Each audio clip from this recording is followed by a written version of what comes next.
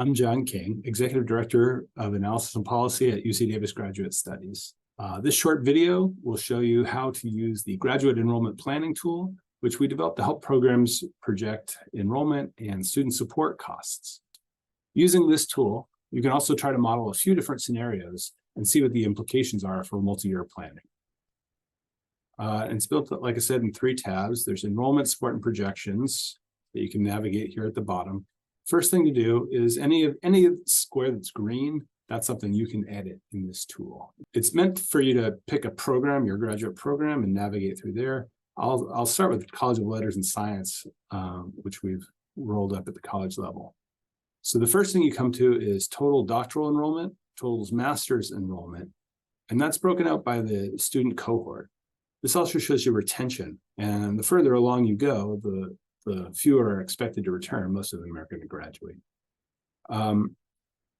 Based on retention, there's a prediction of how many of the current existing students are going to be here in future years, right? So if you were going to use this tool to project what is it going to cost to support the students we've already admitted, this might help that thought exercise. But of course, we're also going to admit new students, right? And this shows in the past few years how many offers of admission were made for your program, or in this case, all the Letters and Sciences graduate programs. Which of those offers of admission turned into new enrollment, and what is that percentage acceptance rate? So here's a graph of that with the accept rate. And then this just sort of puts new and continuing enrollment together and invites you to edit these green fields with your own projected enrollment. If you do that, it'll populate this graph here. Okay, after you've done that, we're going to use those enrollment projections in other tabs. So if you click over to support, this shows a highly detailed view of student support. Okay, and here at the bottom of support is just some historical facts. And you can see, based on the collective bargaining agreement that we reached with the TA and GSR union, the cost of that support has gone up significantly. And that's part of our reason for bringing you this tool, is so that you can plan for and budget for the greater costs. With that, we have some information about how your program supported students in fiscal 2023 and what you predict enrollment's going to be in the future. So let's put those together, right? If you had entered numbers in these green boxes here, they would show up in these gray boxes here. If you don't enter anything, I'm just going to assume that whatever we had in fall 2023 is going to carry forward in the future. Again, here's the total support that was provided. The blue is the total support provided to doctoral students divided by the total enrollment. So the average support for doctoral students in, I think, LNS is what I selected here. The yellow circle is for master's students, so somewhat below the doctoral students. These lines show you benchmarks, and the benchmarks are provided down here and explained a little bit. So these circles are for fiscal 2023. You can see that master's students in LNS are supported somewhere above just tuition only. So tuition only was about, $14,000 for fiscal 2023, and not much higher in fiscal 24.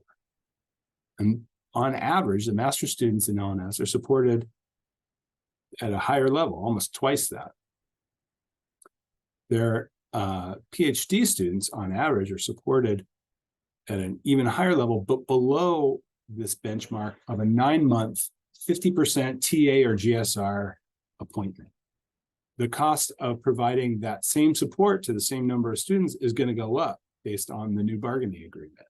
So to stay at that same level, you'd have to increase support for fiscal year. So that's what this projection is going to show you. Based on scenarios that you provide in the enrollment tab, it's going to provide you with some cost growth. Now, we know that costs have gone up for employing a TA or GSR by 10% or a little more, maybe about 15%. And if you think they're going to go up maybe 5% a year in the future after that, that'd be kind of a low cost growth scenario. If you think it's going to go up faster, we provide a higher cost growth scenario. You could just for purposes of comparison. So these are, again, your projected enrollment that you entered in the previous tab. And now what this is showing is what is the cost of supporting, there's three different numbers here. If you supported all of the students in your program, doctoral and master's, exactly at that 9-month level of support, so a 9-month of an average TA or GSR salary with fee and remission, health insurance, and other campus-based fees, but no NRST, which might be important for your program, but this is that number. The light green shows the low cost growth scenario. The dark green shows the higher cost growth scenario. Okay. This, it's the same sort of comparison, same benchmark, but it's just the doctoral students only. For some programs that have doctoral and master's students, it helps to track those numbers separately. This is the cost to maintain whatever the program was able to support their students with in fiscal 2023, and it was a little relative to the same baseline. So here, doctoral students were about 0.9 of this 9-month TAHS, baseline, and master students were at 0.7 of that baseline.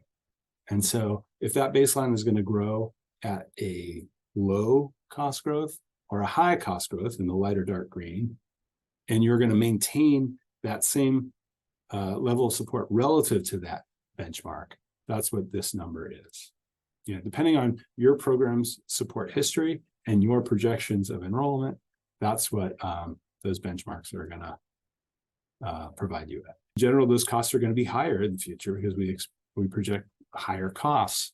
And here's some suggested strategies for cost mitigation that hopefully you can understand better from your from this tool.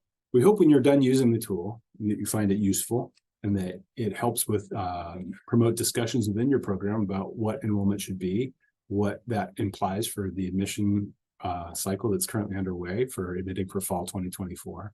Thank you.